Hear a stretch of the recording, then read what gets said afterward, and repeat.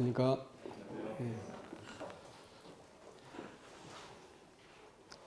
오늘 함께 나눌 말씀은 요한일서 2장 18절부터 28절까지 29절까지입니다. 조금 길기 때문에 함께 교독을 하겠습니다. 요한일서 2장 18절로 29절까지입니다. 제가 먼저 읽겠습니다. 요한일서 2장 18절. 아이들아, 지금은 마지막 때라. 저 그리스도가 오리라는 말을 너희가 들은 것과 같이 지금도 많은 저 그리스도가 일어났으니 그러므로 우리가 마지막 때인 줄 아노라.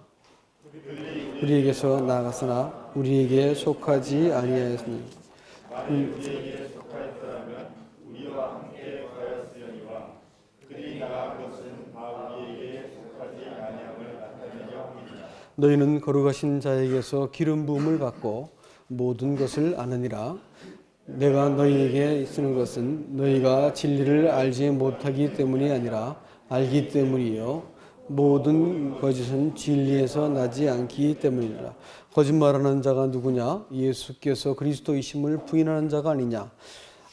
아버지와 아들을 부인하는 그가 적 그리스도니 아들을 부인하는 자에게는 또한 아버지가 없으되 아들을 시인하는 자에게는 아버지도 있느니라. 너희는 처음부터 들은 것을 너희 안에 거하게 하라. 처음부터 들은 것이 너희 안에 거하면 너희가 아들과 아버지 안에 거하리라. 그가 우리에게 약속하신 것은 이것이니 곧 영원한 생명이라. 너희를 미워하는 자들에게 관하여 내가 이것을 너희에게 썼노라. 너희는 주께 받은 바 기름 부음이 너희 안에 거하시느니 아무도 너희를 가르칠 필요가 없고 오직 기름 부음이 모든 것을 너희에게 가르치며 또 참되고 거짓이 없으니 너희를 가르치신 그대로 주 안에 거하라.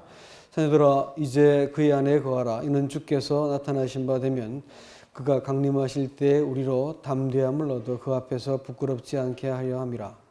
너희가 그의 의로우심을 알면 의를 행하는 자마다 그에게서 난 줄 아느니라. 아멘.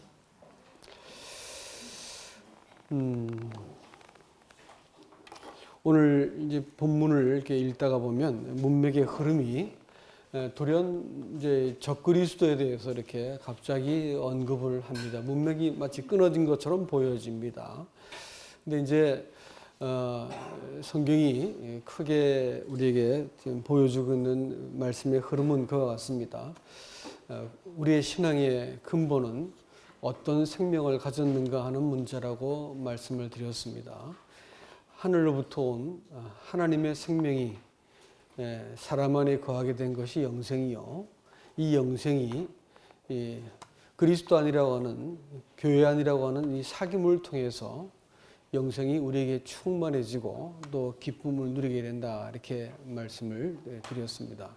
그렇기 때문에 하나님의 생명이 있는가 없는가라는 것이 신앙의 사실은 본질입니다. 많은 사람들이 하나님의 생명이 있지 않고 그 유수한 생명을 가지고 그 자기가 확신한 것을 가지고 깨달은 걸 가지고 이제 신앙이라고 믿는 이 불행한 일 때문에 하나님은 먼저 우리에게 빛으로 오셔야만 됐다, 이렇게 말씀을 드렸습니다.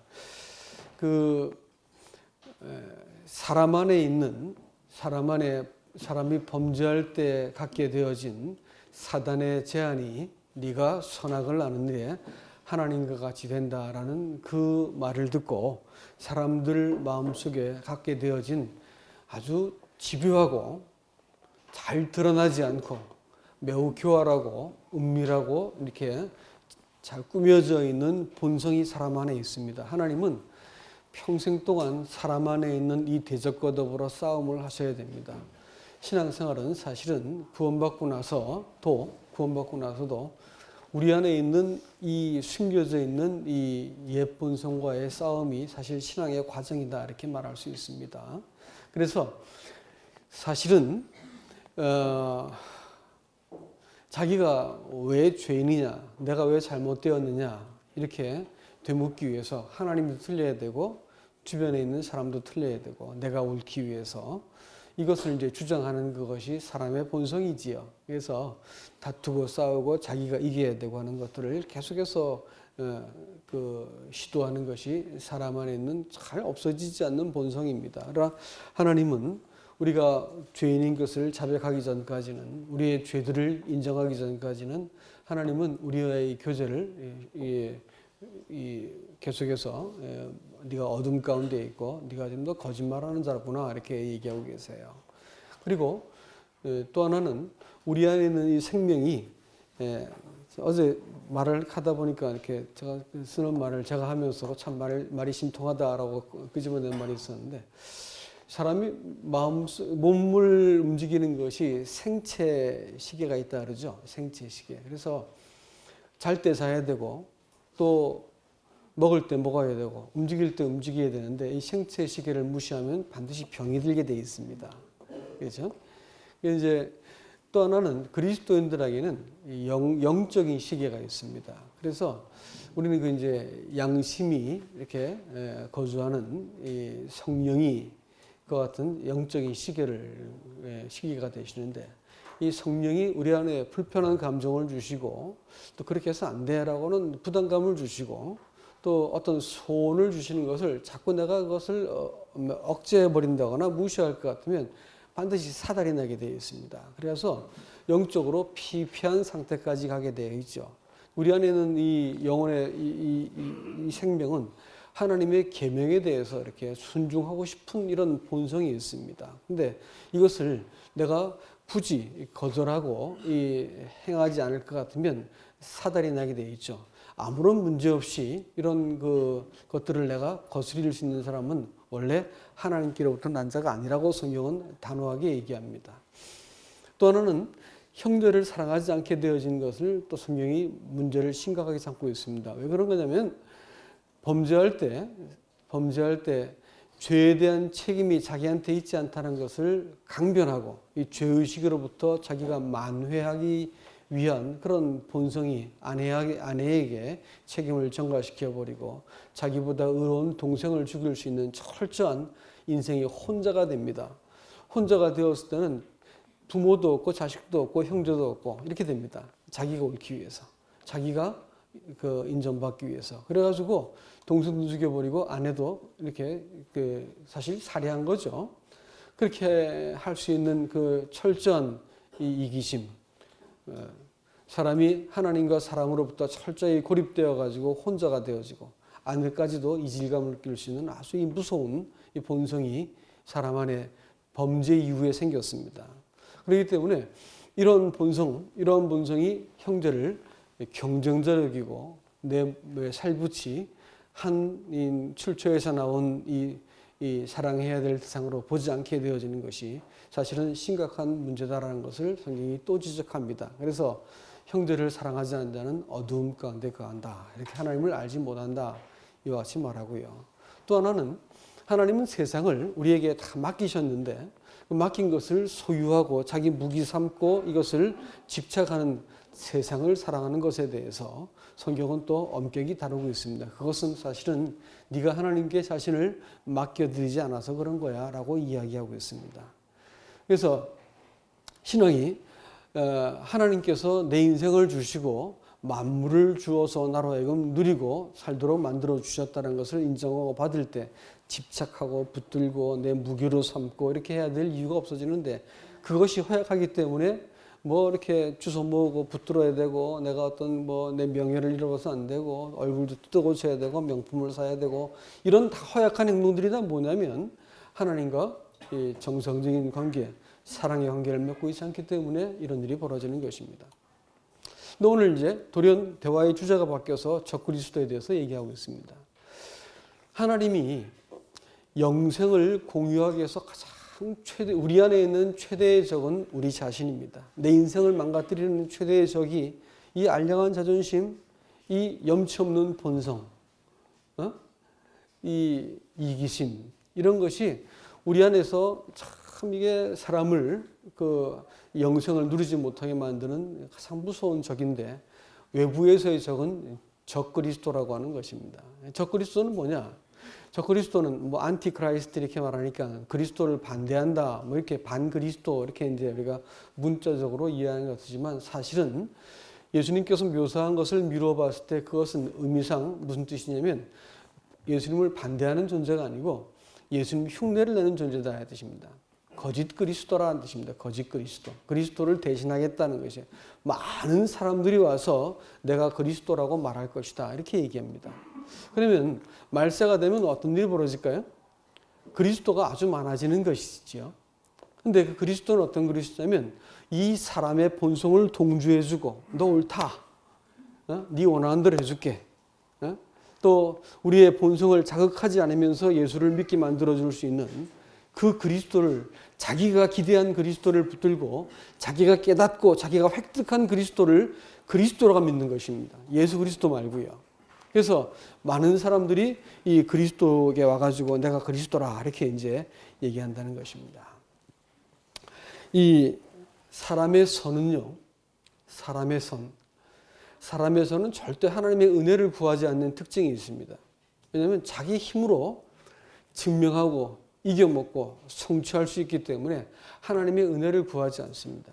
그러나 이 하나님의 선을 좇고자 하는 자들은 자기 안에 기본적으로 그게 없다는 걸 깨달아요. 자기 안에 한 사람도 제 몸에서는 핏덩어리를 못 살아가는 거야. 지 자식을. 이게 사람 본성이에요. 그래? 그걸 못 살아갑니다. 남의 똥은 구려요. 지 똥은 안 구리면서.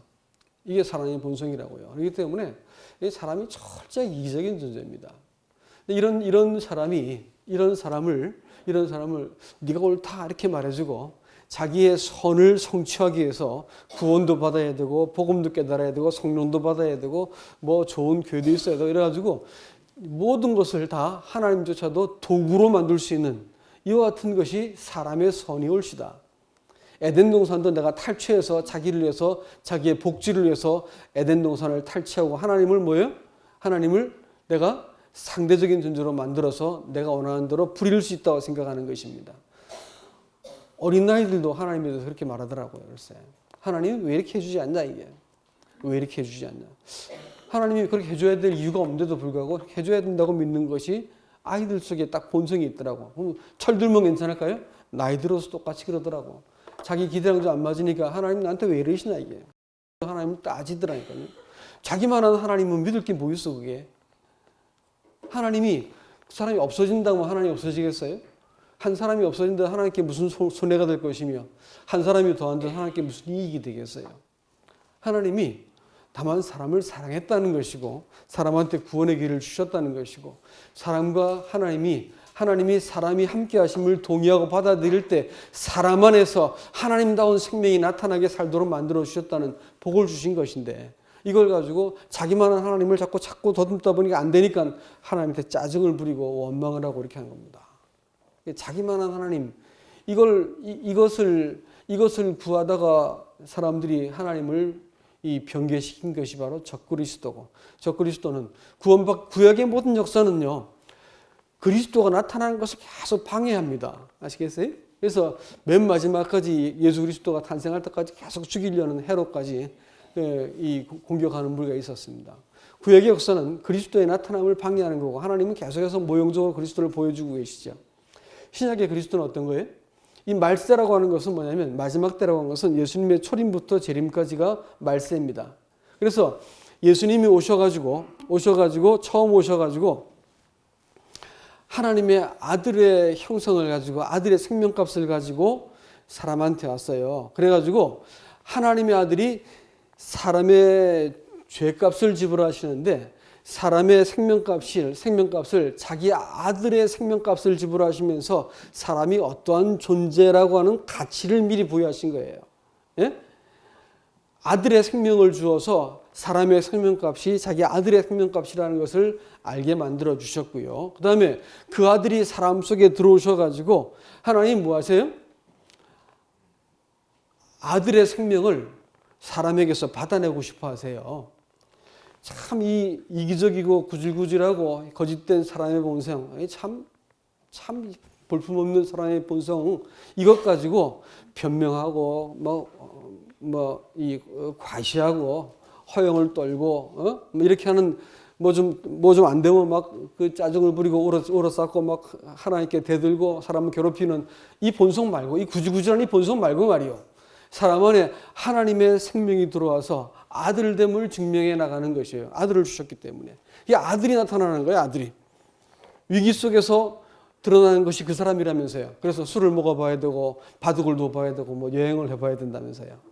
위기 속에 드러나는 게 그 사람이라는 거예요. 근데 그리스도인들은 위기 속에 누가 드러날까요? 예수가 드러나는 거예요. 예수가 안 드러나면 어떻게 할까요? 그 연습하는 거죠. 우리는 그런 다 연습하는 과정 속에 있으니까 종종 못난 꼴을 자꾸 보여주지만 그거 갖고 아유 저 인간 이렇게 말하지 않고 기다려주지 않습니까? 왜 그럴까요? 우리는 아직까지 공사 중이기 때문에. 공사 중이야. 아직까지 다 지어지지 않았어. 예수가 오시면 이것이 이제 고쳐져 가지고 이제 완전할 때가 오겠지요. 그 과정 가운데는 어떨까요? 계속해서 우리는 누구 드러내는 연습하는 거예요? 예수 드러내는 연습하는 거예요. 예? 예수가 드러날 때를 보고 나면 사람들 마음이 흡족해지고 사랑스럽고 많은 기쁨이 생기는 것이란 말이에요. 하나님의 아들이 오셔가지고 계속해서 이것을 지금도 증명하고 있는 것인데, 저 그리스도는 어떤 거냐면 그렇지 않아. 이 능력과 기적과 뭐 이런 것을 막 아주 놀라운 지식 같은 것, 뭐 체험 같은 것을 보여줘가지고 사람들 하여금 이야 저것만 가지면 내가 완전해지겠다 이렇게 생각을 하게 자꾸 사람을 속이는 거예요. 그럼 사람들이 더 좋은 말씀, 더 좋은 체험, 더 좋은 조건을 찾아다니죠. 그래서 그거 가면 내가 온전해질 거라 생각하는 거예요. 그렇지 않습니다. 신앙은 이미 오신 그리스도, 먼저 받았던, 처음부터 들었던 그분의 그 말씀이신 그분을 통해서 내가 맺은 약속, 그 인격을 내가 대면하면서 그 말씀이 계속해서 내한테 거하게 만드는 것을 내가 이 영생을 누릴 수 있는 것이다. 성경은 말하고 있습니다. 내가 더 좋은 것을 찾아 나설 것이냐, 아니면 내가 인내하면서 이 관계 속에서 그분을 내가 대면할 것이냐라는 것은 계속해서 신앙의 싸움이 되겠다라는 것을 말씀을 드린 것입니다. 이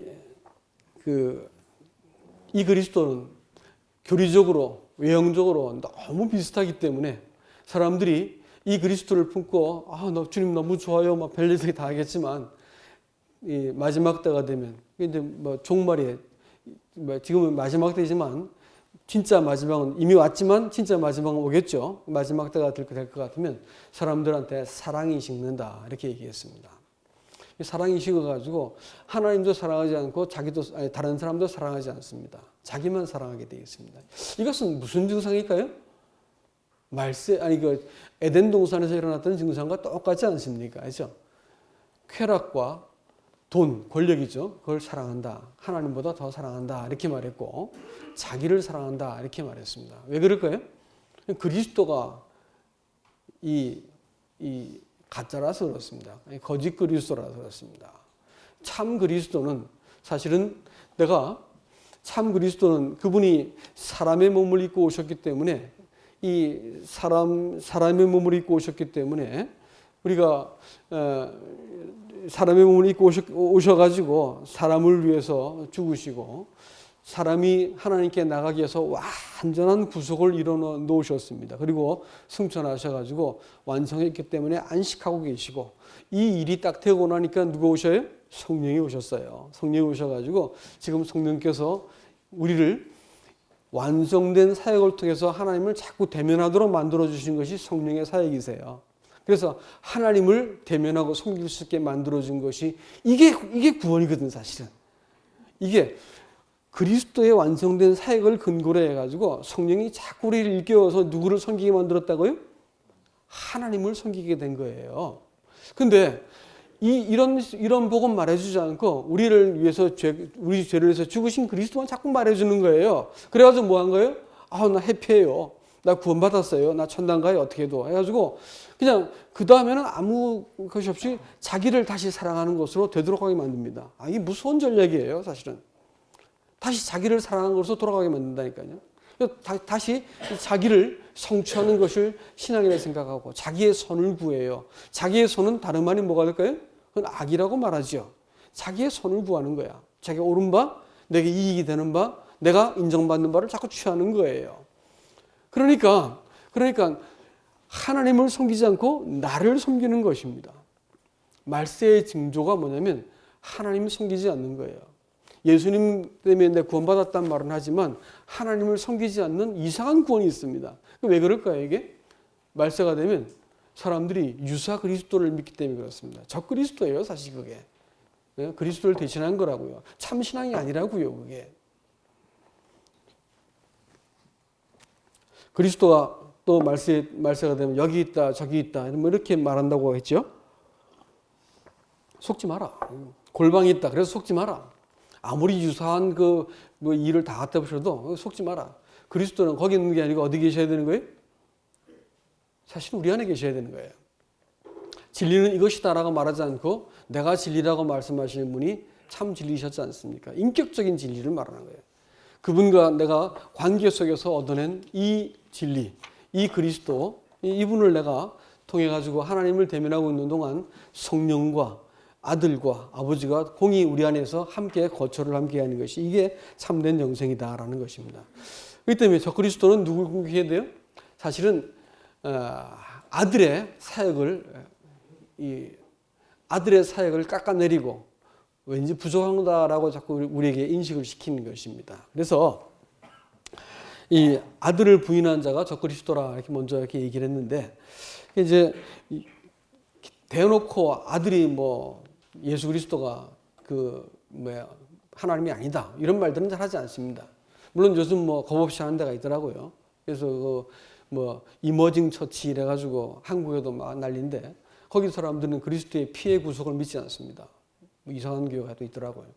어떤 교회라고 말하면 여러분 실족할까 말하지 않는데 그런 경향이 아주 다분해진 것이 요즘 이 한국 교회의 실태입니다. 그리고 이 아들과의 관계 속에서 하나님을 섬기는 것이 아니고 아들이 뭐냐면 단지 이 도구적인 존재로만 내가 사용하는 것이에요. 아들을 도구로 여겨요. 그리스도의 구속을 자체를 도구로 여기지 그분 자체를 내가 사랑하고 그분 자체를 내가 존중히 여겨야 할 대로 존중히 여기지 않고 그분 자체에 대한 내 삶을 거는 것을 하지 않는 것이 특징이 됩니다. 그리고 이 육체로 오심을 부인한다 이렇게 얘기했는데 그래서 뭐라 얘기했냐면 그리스도는 예수 위에 잠깐 동안 머물렀다가 떠났다 이렇게 말을 합니다. 이게 이제 영지주의라는 사람들이 말하는 것인데 그리스도에게 잠깐 머물렀다 떠났다 이렇게 말을 가르치고 있습니다. 근데 그것은 거짓말이죠. 그리고 그리스도께서 육신을 입었을 리가 없다 이렇게 얘기를 합니다. 왜냐하면 육체적인 우리가 몸뚱아리 갖고 사는 삶은 기왕에 더럽고 기왕에 싸움박질이고 기왕에 이것은 뭐 부패한 것이니까 이거는 그냥 접어두고 가자. 영적으로 구원받으면 되니까 이렇게 말을 해가지고 삶을 포기하려고 그래요. 그럼 예수님께서 이 육체 입고 이 땅에 오실 필요가 없지. 신앙이 지금 어디에서 증명이 되는 걸까요? 죽어 증명되는 게 아니고 이 땅을 살면서 여기에서 증명이 되는 거예요. 내가 살고 있는 삶의 그 자리에서 직장에서 가정에서 그 자리에서 예수님다운 삶을 증명해내는 거예요. 내가 짜증이 나고 분노하고 내 어떤 그 권리를 빼앗기고 그럴 때 막 이 사람이 속상하지요. 분노할 만하지요. 그렇지 않습니까? 또 내가 급할 때는 거짓말도 슬쩍 해야 되고요. 내가 손해볼 것 같으면 내가 이렇게 꼼수를 써가지고 이익을 편취하기도 해야 되고요. 그렇지 않습니까? 몸도 피곤한데 내가 월급 받으면서 쉴 틈만 나면 내가 가서 좀 땡땡이도 쳐야 되고 뭐 그렇지 않습니까? 이게 이제 사람이 보편적으로 이 세상이 바라고 있는 어떤 삶의 방식이에요. 성경은 그렇게 말하고 있지 않습니다. 그리스도인들이 아들이 우리 속에 들어오셔서 그 아들이 육체 가운데 사셨다고 할 것 같으면 우리가 아들의 생명을 가지고 살고 있는 육체 가운데 살고 있는 이 현실을 주목하고 있다는 것이에요. 이 현실 속의 삶 속에서 현실의 삶 속에서 아들됨을 증명해내지 못한다 할 것 같으면 그 신앙은 가짜다는 것입니다. 내가 아들답게 정직해야 되고 아들답게 순결해야 할 것을 지금 요구하고 있는 것이고 아들답게 살지 못하면 양심이 나를 괴롭히고 성령이 근심한다는 거예요. 그렇게 해서 안 된다는 것입니다. 그래서 신앙은 이 땅에서 살아가는 이 삶 속에서 증명이 되어야 되는 것입니다. 여기서 아들 보지 못하고 뭐 다른 별 얘기 갖고 다 나를 변명해도 소용이 없습니다. 결국은 그래서 아들이 보였냐는 얘기야. 그래서 아들이 보였냐? 그거 보자는 것이죠. 그래서 이 사단은 거짓말장이다 이제 이렇게 얘기합니다. 그래서 아들로 좀 부족하니까 또 뭐라냐면 아들로 부족하니까 더 나은 그 구원이 있다, 더 나은 체험이 있다, 더 나은 영적인 어떤 가 있다. 뭐 이렇게 자꾸 이야기를 하는 사람들이죠. 아이언사이드는 진리는 새롭지 않다. 만일 새로우면 그것은 진리일 리가 없다. 또 거짓은 진리보다 나중에 온 것이죠. 먼저 있던 것이 진리다는 것입니다. 우리가 구원받을 때도 우리 마음속에 이 찾아오신 예수 그리스도 외에 뭐 딴 것이 또 있다 자꾸 이렇게 말하고 다른 경험 더 나은 어떤 그것이 있다 이렇게 말하면 여러분 단호하게 그것을 거절해야 된다라는 것입니다.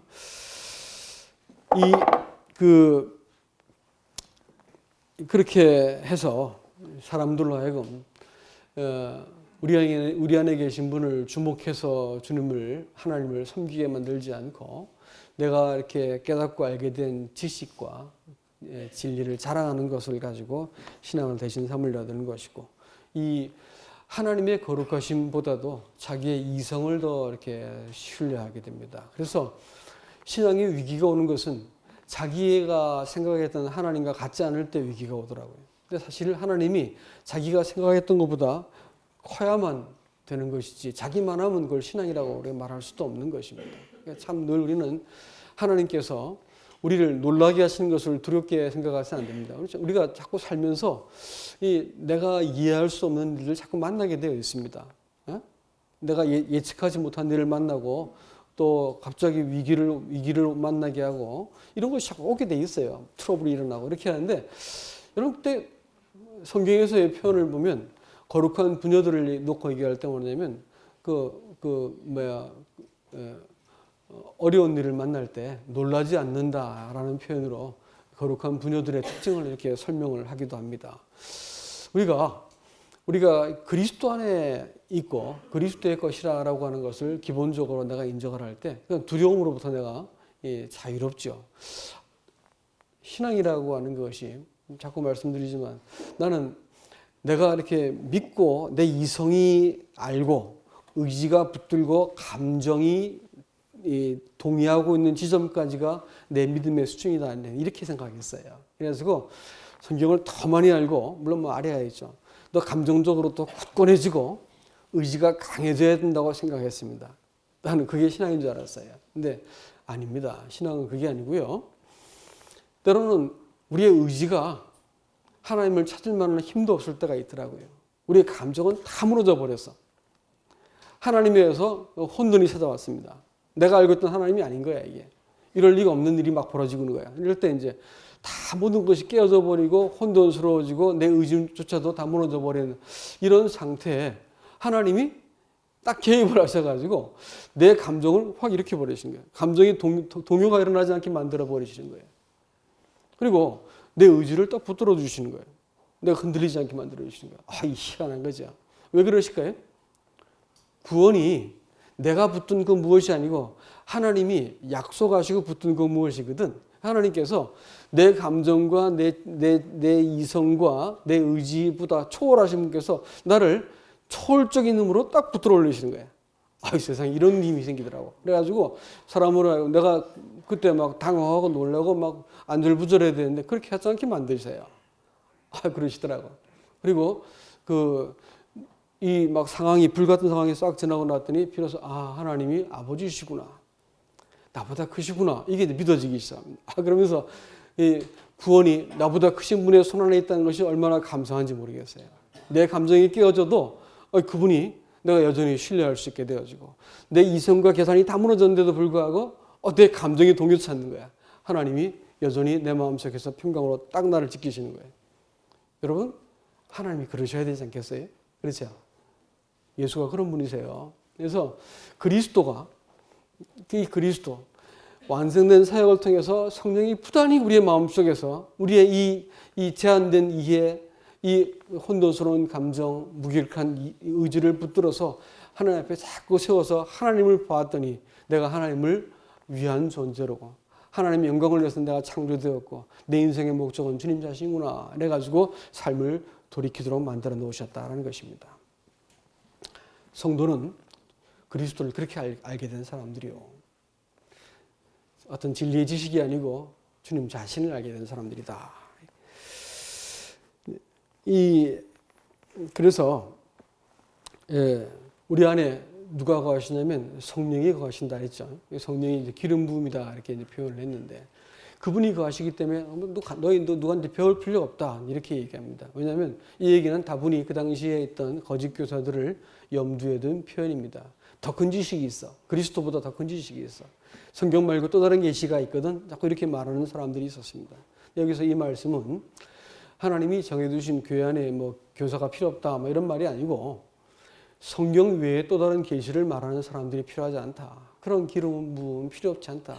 굳이 기름 부음이라고 표현을 한 것은 뭐냐면 기름 부었다는 것은 인준을 말합니다.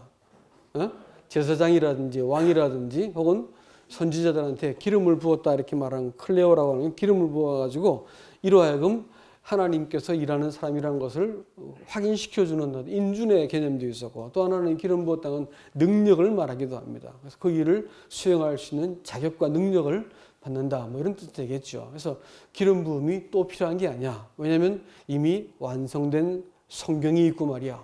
또 성령께서 이것을 너에게 조명해 주시기 때문이야. 우리의 신앙의 모든 근거는 어디 있을까요? 말씀에 나타난 예수 그리스도께 있습니다. 성령은 바로 이 성경과 예수 그리스도를 계속해서 증거해 주시는 분이 바로 성령이세요. 근데 더 나은 것을 자꾸 어떻게 해요? 자꾸 구하는 것이죠.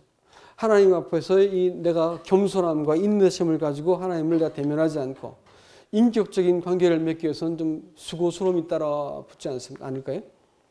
어떤 사람하고 친구 관계를 우정을 내가 유지한다 하면 때로는 내가 좀 수고스러움이 따라 붙는 거 아닌가? 그렇죠? 자, 생각해 보세요. 약속도 마음대로 어겨도 되고 내가 신경 쓰지 않아도 되고 1년 365일 별 생각 안 해도 되는 친구 같으면 친구라도 말할 수도 없잖아요. 친구 같으면 서로 자꾸 만나기도 해야 되고 또 필요도 채워줘야 되고 또 내 사정도 같이 말하고 같이 사실 어울리게 돼 있잖아요. 그렇죠? 하나님과 관계도 사실 우정의 문제입니다. 인격적으로 점점 하나님을 알아가고 신뢰해가는 거예요. Believe in만인 줄 알았더니 Believe on도 있더라니까 그랬어요. Believe on. Believe on. 내가 그 이름 앞에 나를 올려놓는 걸 말합니다. Trust죠.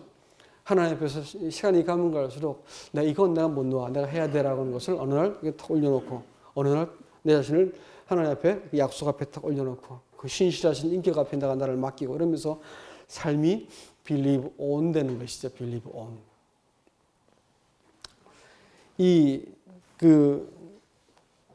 그리스도인들이 그렇기 때문에 이제 말씀을 맺겠습니다. 우리가 아들 안에 거하라는 말씀으로 이제 2장 그 두머리에서 우리에게 이렇게 담대하게 성경은 권하고 있습니다.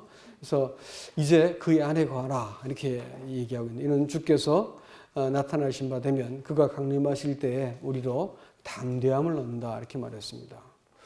아까 말씀드렸지만 우리가 하나님의 약속 안에 예수 그리스도 안에 계속 거한다고 하는 것은 여러분 제가 말씀드리지만 구원은 뭘로 받는다고요?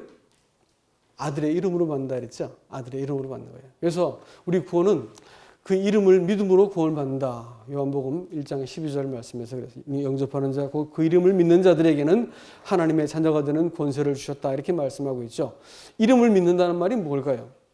이름을 믿는다는 것은 동일시를 말하는 거예요. 동일시. 하나님이 자기 이름을 우리에게 맡겼다는 뜻이 되는 것입니다. 그래서 우리가 뭐냐면 우리가 이병규 이렇게 말하면 이병규가 아니고 사실은 뭘까요? 그건 부모님이 붙여준 이름이고 하나님이 볼 때 뭐냐면 아들의 이름입니다. 아들의 이름. 하나님이 자기 아들의 이름을 우리한테 준 거예요. 또 자기 이름을 주십니다. 내 이름으로 일컫는 내 백성 이렇게 해서 솔로몬의 기도에 대한 응답으로 하나님이 내 이름으로 일컫는 내 백성 이렇게 말을 하고 있습니다. 그러면 완전한 구원은 뭘까요? 하나님의 이름과 아들의 이름과 새 예루살렘 이름을 그 이마 위에 쓸 때가 올 겁니다. 성경은 우리에게 그와 같은 약속을 하고 있습니다. 요한계시록 3장에서. 결국은 뭐냐면 우리가 아들의 이름 안에서 사는 것이고 아들의 이름으로 사는 거예요. 내가 하나님의 아들의 이름으로 불려지고 있는 것이고 그때는 온전하게 불려질 겁니다. 그래서 하나님의 아들처럼 내가 처신하고 살도록 우리를 부르셨다는 거예요. 그게 구원입니다. 그렇기 때문에 내가 아들의 이름으로 이 땅을 내가 처신하고 살았어. 그 약속 안에 머물고 살았어. 그러면 하나님께서 나중에 우리를 부르실 때 우리를 이렇게 담대하게 내가 하나님 앞에 나아갈 수 있게 하실 것이다 라는 것입니다. 그 다음에 또 그 뒤에 말씀은 그 앞에서 부끄럽지 않게 하신다 이렇게 말했습니다. 이 말씀은 같은 이 병행 구절이 디도서 3장 5절부터 7절 말씀이 뭐라냐면 중생의 씻음과 성령의 새롭게 하심으로 우리를 구원했다 이렇게 성경은 표현하고 있습니다. 중생의 씻음이라고 하는 것은 우리에게 한번 주어진 것이지만 성령의 새롭게 하심이라고 하는 것은 지금 진행형으로 쓰고 있습니다. 계속해서 우리가 살면서 그 성령은 우리를 자꾸 새롭게 하고 계세요. 그래서 어떤 사람은 기름 부음이라는 말을 기름을 칠한다, 기름 바르다 이렇게 표현을 합니다. 그 기름 바른 것을 표현했더니 이걸 페인트칠 같이 그때 내가 자꾸 덧칠하는 것이다 라는 표현을 쓰고 있더라고요. 그래서 그 말이 참 재밌다 이렇게 생각했는데 우리 마음속에 성령이 덧입혀지는 일들이 자꾸 필요하다는 것입니다. 그래서 그 성령이 우리가 살면서 애꿎게 까닭없이 어떤 목마름이 찾아올 때가 여러분 없었습니까? 저는 있더라고요. 까닭없이 갑자기 목마름이 찾아와. 까닭없이 뭔가 이렇게 마음이 허전해질 때가 있고요. 그리고 오더라고요. 근데 왜 그럴까? 내가 성령 충만하지 않아서인가 하면서 자꾸 이제 생각을 해보는데 별다른 죄가 있지 않아. 내 속에서 별다른 죄가 발견되지 않는데 이상하게 마음이 허해지고 이렇게 갈증이 나고 이럴 때가 있더라고요. 알고 보니까 성경을 쭉 알고 보니까 성경이 말하는 바가 뭐냐면 주님이 그때그때 나를 채우기를 원하시는 어떤 그런 내 속에 있는 거룩한 본능이었습니다. 그래서 내가 그때 이제 주님을 부르게 되어지고 이렇게 하게 되죠. 성령이 우리에게 풍성히 부어져서 우리의 소망이 부끄럽지 않게 하려 함이라고 디도서 3장 7절은 말하고 있습니다. 성령이 우리에게 충분히 구하는 자에게 부어집니다. 그래서 우리가 성령을 통해서 우리의 소망이 부끄럽지 않습니다. 가만히 생각해 보면 그리스도의 삶은 참 부끄러운 일 참 많죠. 우리가 생각해도 부끄러운 일 참 많습니다. 그런데 성경이 뭐라고 말하고 있냐면 성령을 통해서 내가 너를 부끄럽지 않게 하겠다라고 말하고 계세요. 그래서 이 교제 안에 몸된 교회 안에 거하고 우리가 아들 안에 거하지만 두 번째는 교제 안에 거합니다. 교제 안에 성령과의 교제 안에 거함으로써 내가 성령을 통해서 내가 만나는 모든 상황들을 내가 동행할 것을 바라고 또 한 가지는 교제 안에 거할 것을 말하고 있습니다. 이 교제를 못 견디면 튀어나가는 것이죠. 어떤 분이 이제 교제를 하면 성령에 대한 이야기만 나면 짜증을 부리고 할 말이 없어지는 거예요. 그런 얘기만 하면 말할 말이 별로 없어. 왜 그런 줄 아세요? 성령에 대해서 낯설어서 그렇습니다. 성령이 하신 증거에 대해서 낯설기 때문에 간증할 바가 없는 거예요. 참 그게 우리가 근심해야 될 점입니다. 성령께서 우리 인생에 대해서 자꾸 개입을 하시는 거거든요. 개입하시고 성령은 아들을 증거하고 우리 육신의 어떤 그 거짓되어진 본성을 자꾸 이렇게 들춰내기 때문에 성령으로 말미암은 교제는 어떤 사람한테는 참 괴롭습니다. 또 내가 바른 위치에 있지 않다는 마음의 고통을 줘요. 듣기 싫었습니다. 그렇지만 내가 연약할 때는 이 성령으로 말미암은 교제는 큰 힘을 줘요. 그렇기 때문에 이 교제를 견디지 못하고 우리에게서 나갔다 이렇게 표현을 하거든요. 사도들과 함께 했던 무리들이 나간 사람들이 적그리스도가 되었습니다. 그래서 이제 그 교제를 견디지 못했던 것입니다. 그리스도 안에서 성령으로 말미암은 교제는 사실은 때로는 고통스러운 어떤 아픔도 수반한다는 것을 우리가 기억하셔야 됩니다. 그러나 같은 교제 안에 머물러야 됩니다. 교제 안에서 우리가 결국 그리스도를 봐야 되죠. 내가 옳다는 것을 증명하기 위한 그런 교제는 세상에 부족이 있습니다. 그렇지만 그리스도가 옳다는 것을 증명하기 위해서 우리가 교제하는 것이에요. 그런데 그리스도가 내 이 생각을 이기고 사람보다 큰 예수, 사람보다 큰 복음. 내가 뉴질랜드에서 옛날에 주님을 섬길 때 참 잘나고 똑똑한 사람이 있었었는데 이제 참 자기도 괴롭지 뭐. 말씀이 자꾸 그러니까 괴로워서 교회를 나왔다 안 나왔다 그래요. 이제 찾아가서 이제 인사를 드리고 이렇게 하면서 얘기합니다. 제가 얘기할 때 울면서 교제했죠. 복음이 사람보다 커야 됩니다. 사람보다 안 크면 안 됩니다. 얘기를 하는데 말을 못 알아듣더라고. 복음이 사람보다 커야 된다는 말을 하는데 그 말을 못 알아들어. 참 본인도 괴로워하고 돕는 나도 괴롭고 참 괴롭더라고요. 복음이 사람을 못 이겨먹으면 그게 무슨 복음이요. 그죠? 하나님이 사람을 이겨먹지 못하는 건 복음일 수 없는 거야. 이제 우리가 염두에 둬야 될 것이